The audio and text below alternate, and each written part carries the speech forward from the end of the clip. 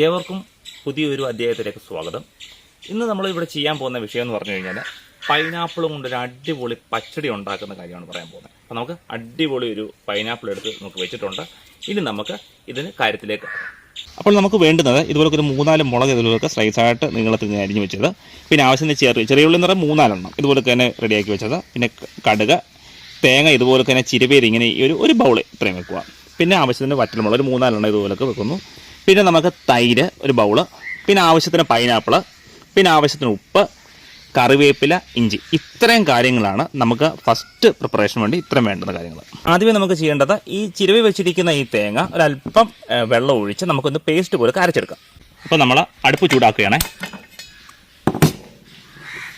അപ്പോൾ ഈ ഇതിലേക്ക് നമ്മുടെ ഈ ഒരു സ്ലൈസായിട്ട് അരിഞ്ഞു വെച്ചിരിക്കുന്ന പൈനാപ്പിൾ നമ്മളിടുന്നു. ഇത് നമ്മൾ ഇതിലേക്ക് ചെയ്യേണ്ടതെന്ന് പറഞ്ഞു കഴിഞ്ഞാൽ അല്പം കറിവേപ്പില, അല്പം ആവശ്യത്തിന് കറിവേപ്പില ഇടുവാണേ. ഇനി ആവശ്യത്തിന് ഇഞ്ചിയും ഇതിലേക്ക് ഇട്ട് കൊടുക്കുകയാണ്. ഇഞ്ചി ഇട്ട് കൊടുത്തു. അതേപോലെ തന്നെ നമ്മൾ എടുത്തു വെച്ചിരിക്കുന്ന ഈ പച്ചമുളകും ഇതിലേക്ക് ആഡ് ചെയ്യുന്നു.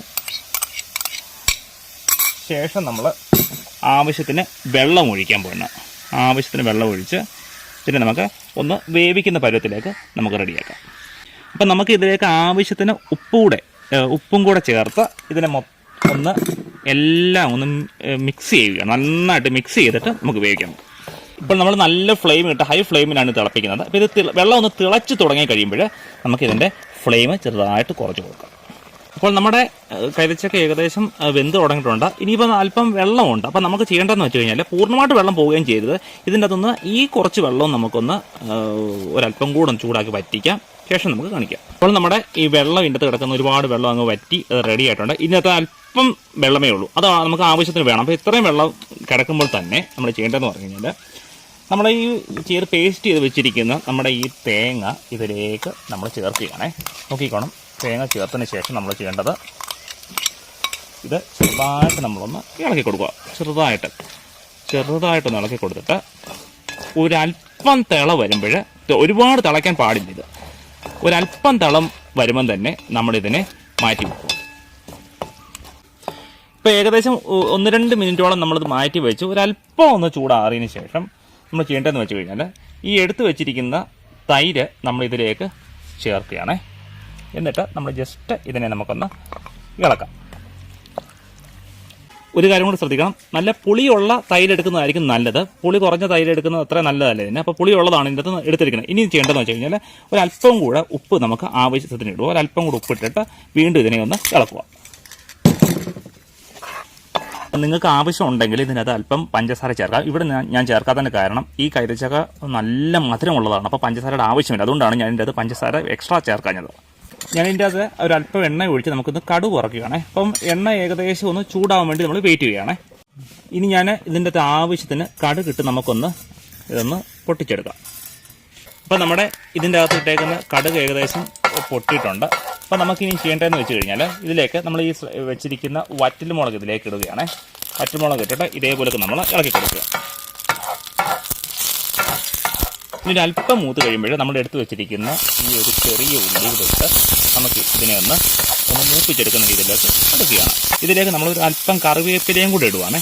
ആദ്യം നമ്മൾ ഇട്ടു, എന്നാലും ഇതിലേക്ക് ഇട്ട് നമ്മൾ ചെറുതായിട്ടൊരു ഗോൾഡൻ കളർ വരുന്നുണ്ട്, ഒരു ബ്രൗണിഷ് കളറൊക്കെ വരുന്ന രീതിയിൽ നമ്മൾ ഇളക്കി വയ്ക്കണം.